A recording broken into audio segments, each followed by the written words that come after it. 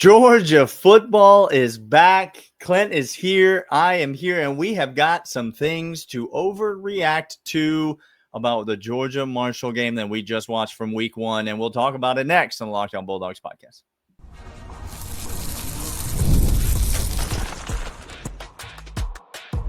You are Locked On Bulldogs, your daily podcast on the Georgia Bulldogs. Part of the Locked On Podcast Network, your team every day. Welcome back, everybody. He is Daniel. I am Clint, and we are back. Locked On Bulldog Overreaction Saturday. We're talking all that talk. We're talking all that mess. Yes, we got comments right here. Gunner is Stetson 2.0. I see you, Nate Dogg. Welcome back. We are here and cannot be more excited about it. Woo! We got lots to talk about. We got names to name. We got to talk about the biggest thing. We have some non-Georgia related content as well. So my eyeballs on what's happening over there. Look, here's the deal. I'm going to lead with this. I'm going to state. Okay, lead with it. Say it with your chest. 2024 seems like a decade ago. She gone. Daniel, she gone. And what has come in is an absolute terrorizing force on defense. A run game that is going to put it in your eye hole and take it. We saw Branch, by the way, three-peat. We gonna talk about Branch. Branch.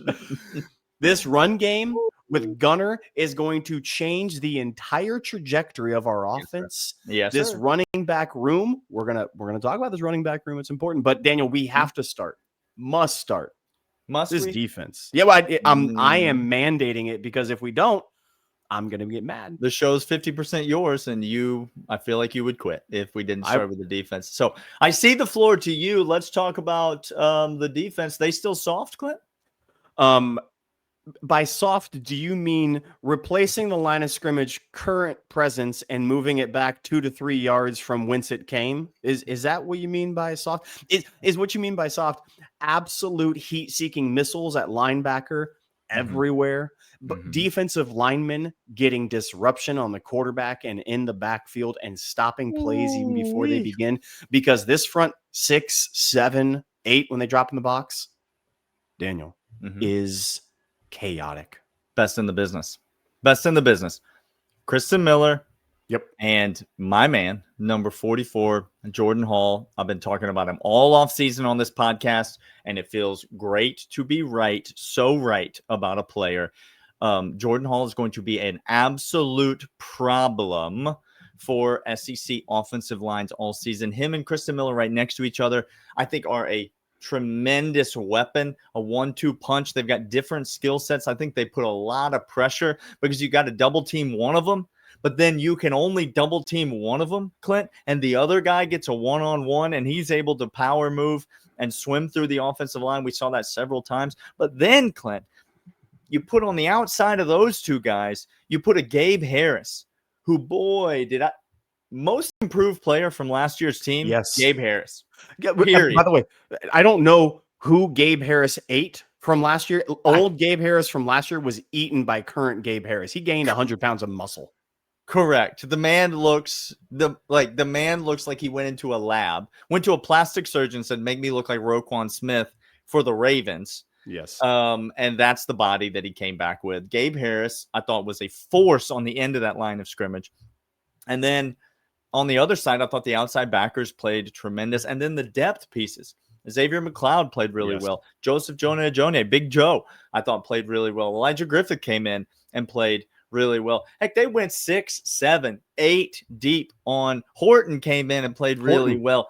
Right. Like they kept rotating guys in. Everybody was fresh, and everybody looked really good on the defensive front. I thought, yes, the backup secondary did get burned late in the game. I think the 3rd and 4th string corners are pretty bad on this team. If you're looking to nitpick something, I think they're pretty bad.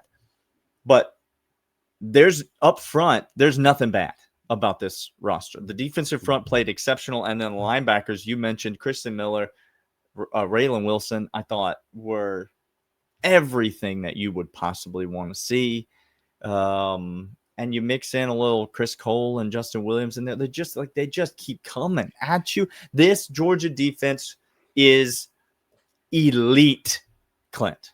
When you not look back, really good. No.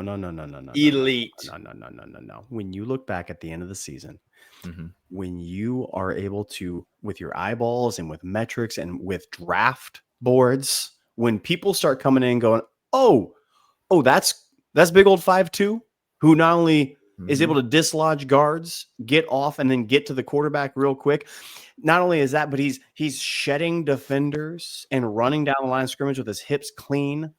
That was impressive to me. But then you're going to go to the Chris Cole.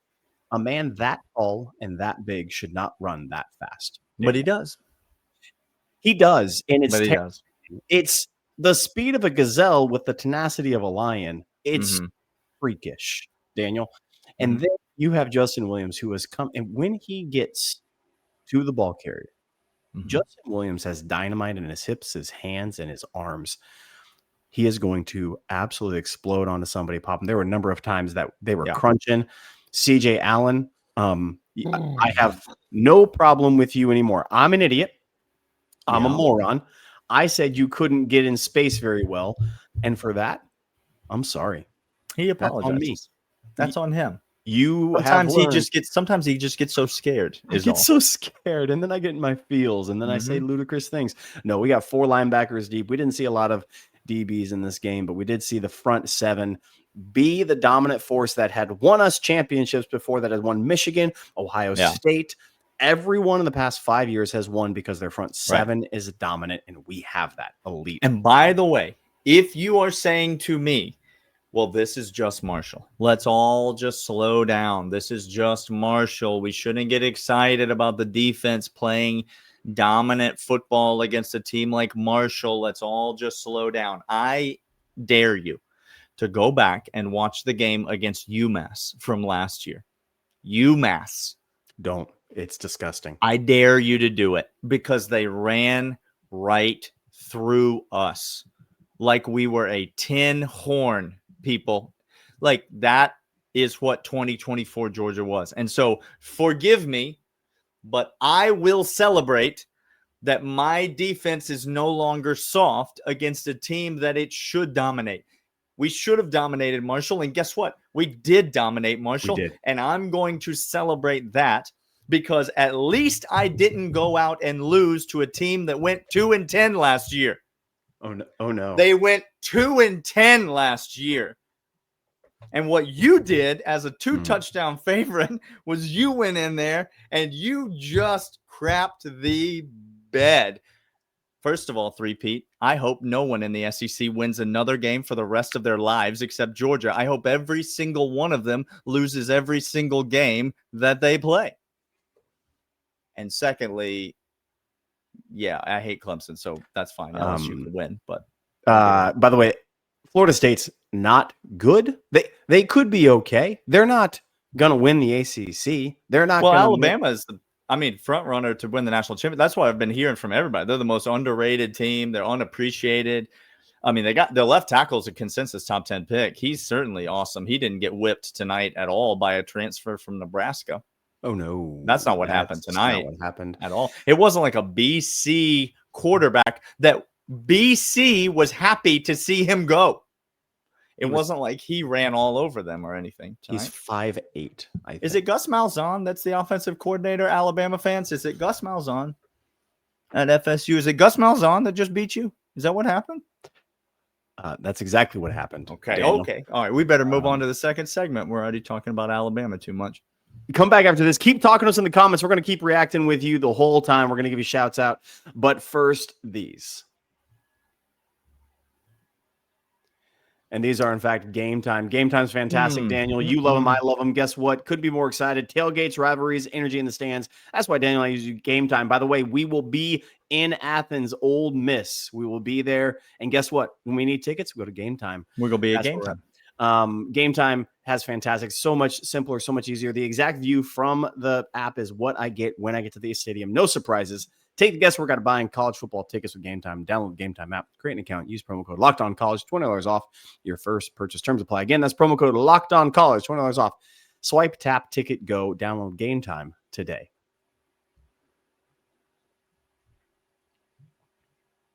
All right. Yes. We're not going to address it because this is the Locked On Bulldogs podcast and we have more respect than that. But let me just say aloud, on Friday, I predicted that unintelligent people would be calling for Ryan Puglisi to play, to be the starter after this game. It was on the Don't Sleep On segment of Friday's episode, which is every Friday during the season. And yet here we are. Don't be that guy. That's all I'm trying to tell you. Don't be the guy. Gunnar Stockton, I thought, played great. Gunnar Stockton was the best runner in this game. Like, period. He also threw for 2 touchdowns. Yes, there are things that need to be cleaned up in the passing game. Ryan Puglisi, by the way, is a good quarterback. Like, that can be true. Elite Just don't 11 say that he should be the starter. Don't Elite say that. 11 quarterback, very tough. Right. We are thrilled for what they both have in this program. We're very excited about it. But let's just be real. Yeah, Geek World, you're right. Gunnar is electric. Yeah, like, Gunner's a difference maker in this offense because that QB run game, when he put his foot in the ground and he cut up field on that little fake option pitch, when the defender took the pitch, man, and he cut up field, Nate, you know I'm going to. You know I can't help myself.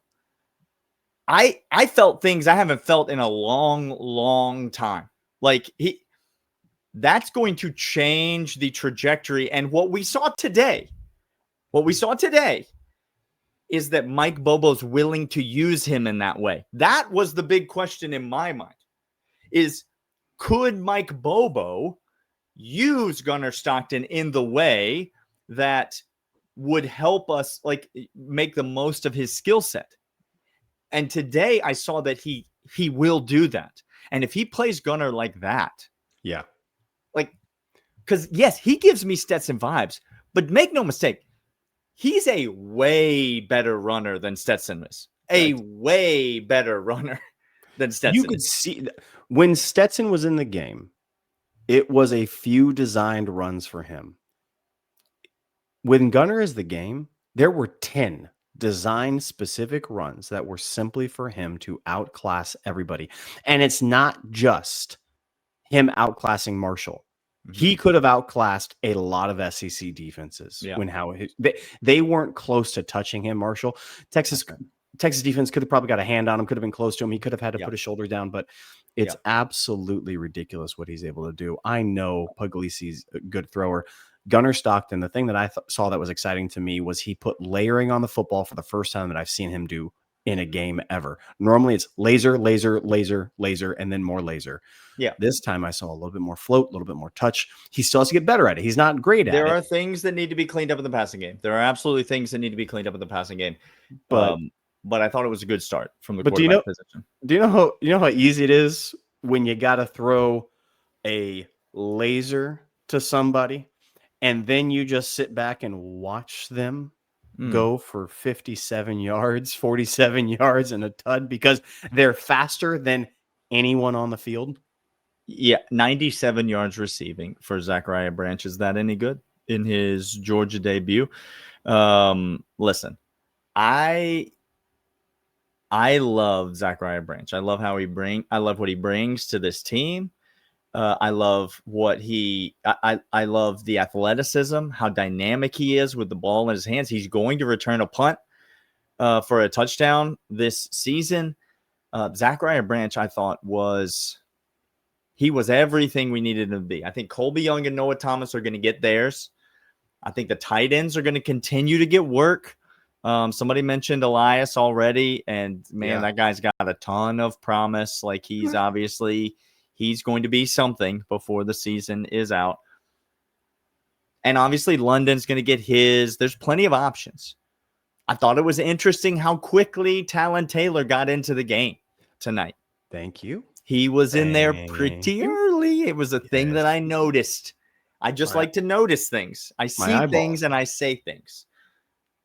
I think this Georgia passing game is going to have more weapons, more options, more versatility than it's ever had. And that run game, particularly with Gunnar Stockton, is only going to open it up in a significant way. Clint. 100%. By the way, Gaston, We call him Gaston. We do a little Gaston. play on words. Okay, it's fantastic. When he was a lad, he ate 4 dozen eggs. So when that's he wrestles, something you know about him. Look, his biceps are bigger than sheep's heads. Okay. Yeah. We have no word on him yet. I think we're going to be quiet on that. I wouldn't expect to see him until Tennessee, if I'm going to be honest with you. But Daniel, the weird thing for me, a couple of the names really quick before we get to the weird thing. A couple of the names. Yeah. Elijah Griffin played early in this game. I think it was the second or third series. I saw him out there, true freshman, and not just out there, but making a noticeable difference, pushing back guards, pushing back tackles. Well, and he doesn't just go out there, Clint. That's not a thing that he's capable of doing. When he's out there, he's a dominant athlete. Going to be Jalen Carter-esque. We said it in the offseason, and it's hard to say that because Jalen Carter is currently one of the best players in the league, was one of the best players at UGA. But I'm telling you, when you make that impact that early, that quick, it's noticeable. Instead of Jalen Carter-esque, can we start saying he's going to be Jordan Hall-esque? Is that something we could start saying now? Well, because Jordan Hall, I'm not getting off this train, y'all. I'm not getting off. I'm not getting off. And I thought there were a lot of significant names that popped on the defensive side of the ball, which were all interesting to me. Clint, I want to come back after we take a little break. Yes, we need to talk about. I mean, we already mentioned Bama. Is Arch still winning the Heisman? By the way, how bad could a person look playing football? No, Clint. You said he wasn't going to be who we were told he was, but you didn't know he was going to be that bad. Like, that was as bad as a quarterback I've ever seen look. He looked like he didn't know how to, like, what a football was. Guys, if there was any 3 to 5 step drop, if it wasn't 1-2 go on his read, he literally had no clue what was beyond 10 yards in front of him. Like, none. He can't compute a defense. He's been there 3 years holding the clipboard.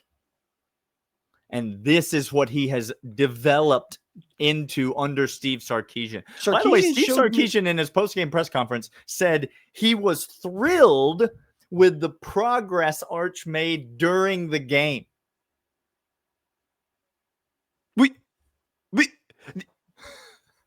What game? What game was he watching? Guys, Josh Heupel and Steve Sarkisian, the Venn diagram's getting closer. Tennessee has a better quarterback than Texas. The best UT quarterback this year.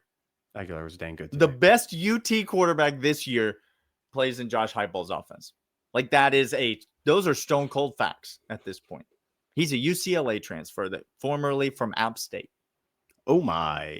Yeah. Oh my. We're going to come back after this. We're going to talk about the running back depth. Running back depth chart, guys. The chat needs to lock in. We're talking about the running back depth chart because you did not see this coming. Don't lie to me in the chat. We'll be right back.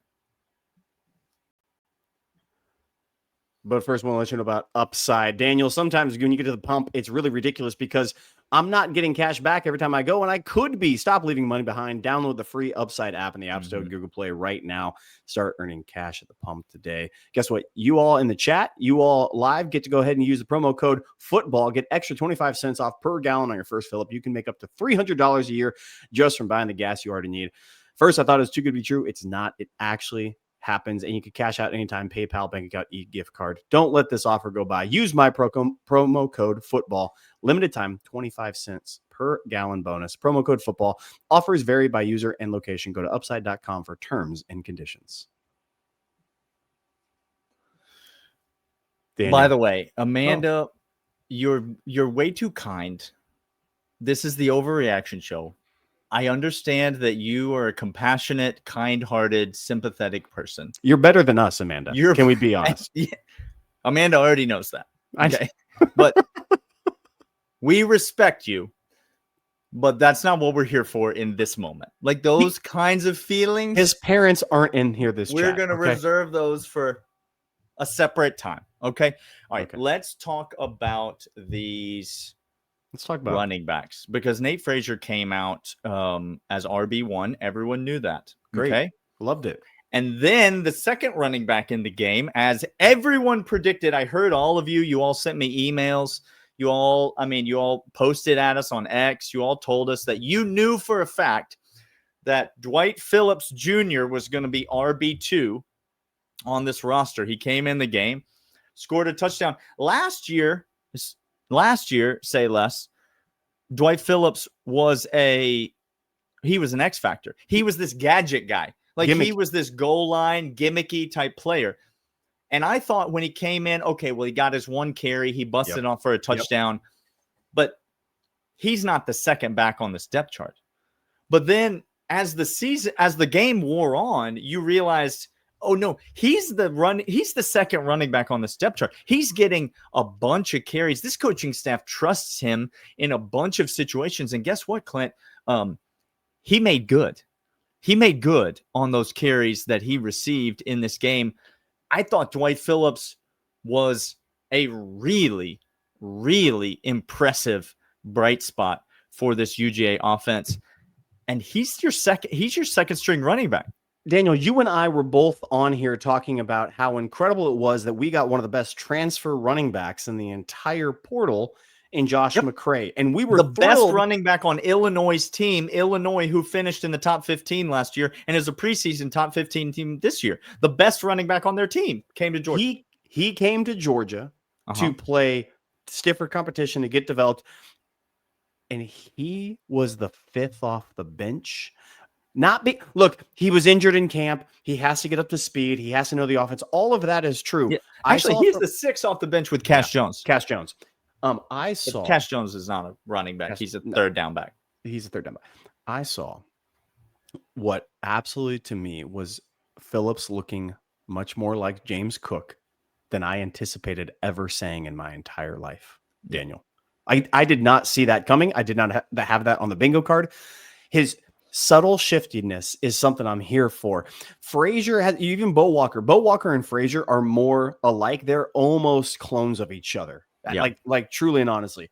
But Frazier is a guy who just has to dip a little and move a little, and you just whiff him by 5 yards, and you don't know how. You're like, I was literally just standing next to you. How are you already 5 yards past me? Mm-hmm. He's going to be an absolute monster in this run game. And Kirby Smart, here's the biggest thing that I saw as we wrap up. Okay, Steven. Chill. By the way, Tim, we had those linebackers. We talked for 10 minutes about how it's the best in the nation. It's the best position group. And there's 4 first rounders in that room. Like, stop talking to us about anything else. Not you, everybody else in the world. Kirby Smart was walking up and down the sidelines looking for people to chew out. Daniel, hunting for them to coach up the entire game. Mm-hmm. This team is 1,000% different than last year's team. Daniel.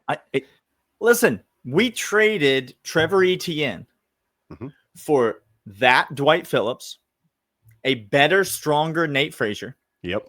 That version of Chauncey Bowens that we just saw, who, by the way, is going to have some things to say about this UGA running back rotation before the season's end. And freshman Bo Walker.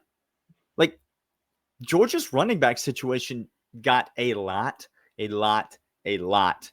better. And it had nothing to do with the transfer that we brought in.